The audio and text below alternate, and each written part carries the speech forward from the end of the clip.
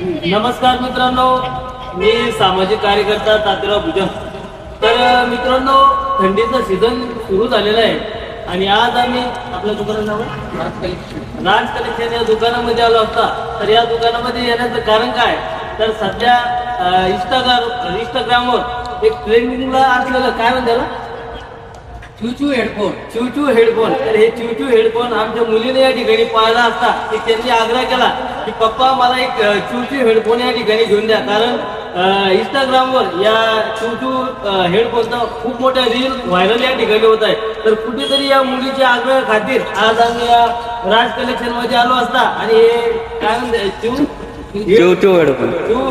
तर मित्रांनो, आपण पाहू शकता की एकदम